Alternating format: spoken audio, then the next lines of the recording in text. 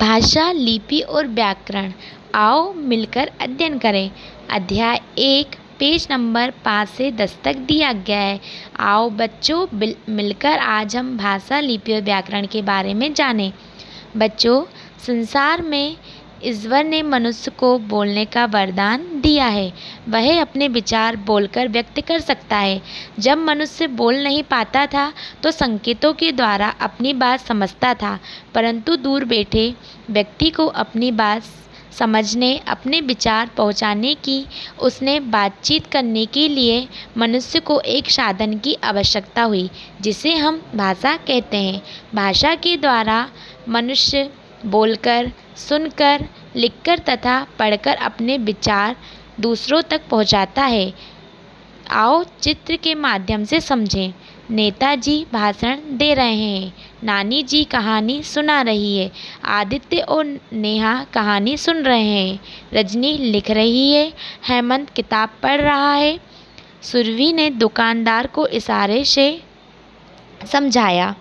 बच्चों, आपने देखा पहले चित्र में नेताजी भाषण द्वारा बोलकर, दूसरे चित्र में नानी कहानी सुनाकर तथा बच्चे सुनकर, तीसरे चित्र में रजनी लिखकर, चौथे चित्र में हेमंत पढ़कर तथा पांचवें चित्र में सुरभि संकेत करके अपनी बात समझा रहे हैं, अर्थात अपने विचारों को व्यक्त कर रहे हैं। अतः भाषा को सरल शब्दों में इस प्रकार समझा जा सकता है। भाषा वह साधन है जिसके द्वारा हम अपनी बात दूसरों तक पहुंचाते हैं। भाषा के रूप। भाषा के दो रूप होते हैं। पहला मौखिक रूप, दूसरा लिखित रूप। मौखिक रूप जब हम बोलकर अपनी बात व्यक्त करते हैं और दूसरा सुनकर समझता है तो ये भाषा का मौखिक रूप कहलाता है। दैनिक जीवन में अधिकतर भाषा का प्रयोग होता है। जैसे अध्यापिका पढ़ा रही है, सुगंधा गाना सुना रही है। बच्चों, ऊपर दिए गए चित्रों में भाषा के मौखिक रूप का प्रयोग हुआ है। अध्यापिका बोलकर अपनी बात समझा रही है, बच्चे सुनकर समझ रहे हैं। लड़की बोलकर गाना सुना रही है, लोग सुनकर आनंदित हो रहे हैं। लिखित रूप जब हम अपनी बात लिखकर दूसरों तक पहुंचाते हैं तो ये भाषा का लिखित रूप कहलाता है। ये भाषा का स्थायी रूप होता है। इसे पढ़कर समझा जाता है।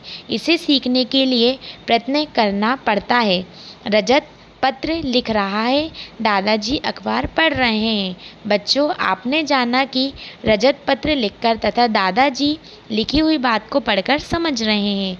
बच्चों, हमारे देश में कई भाषाएं बोली जाती है, जैसे पंजाब में पंजाबी, गुजरात में गुजराती, पश्चिम बंगाल में बांग्ला, कश्मीर में कश्मीरी, तमिलनाडु में तमिल, असम में असमिया, केरल में मलयालम, महाराष्ट्र में मराठी, आंध्र प्रदेश में तेलुगु और कर्नाटक में कन्नड़।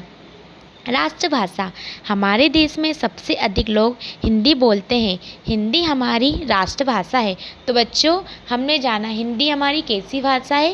राष्ट्रभाषा। अंतर्राष्ट्रीय भाषा हमारे देश में अंग्रेजी भी बोली जाती है। यह एक अंतर्राष्ट्रीय भाषा है जो दुनिया के सभी देशों में बोली और समझी जाती है। कुछ विदेशी भाषाएं Nepal Nepali, Spain Spanish, Germany German, चीन चीनी, ऑस्ट्रेलिया अंग्रेजी। लिपि हमारे मुख से निकलने वाली अनेक ध्वनियों से भाषा बनती है। भाषा को लिखने का अपना ढंग होता है। उसे लिखने के लिए अनेक चिन्ह निश्चित किए गए हैं, जिन्हें लिपि कहते हैं।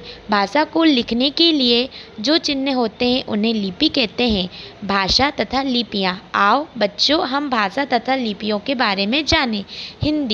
हिंदी देवनागरी लिपि, संस्कृत देवनागरी, मराठी देवनागरी, अंग्रेजी रोमन, उर्दू, फारसी, पंजाबी गुरुमुखी। व्याकरण भाषा को सही ढंग से लिखने के कुछ नियम होते हैं।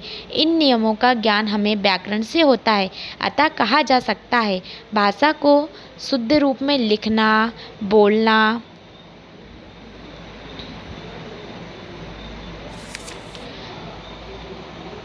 भाषा को लिखना, बोलना और पढ़ना सिखाने वाले सूत्र व्याकरण कहलाते हैं। उदाहरण, यदि व्याकरण के नियमों का ज्ञान ना हो तो सुप्रिया नाच रही है, राघव दौड़ता है।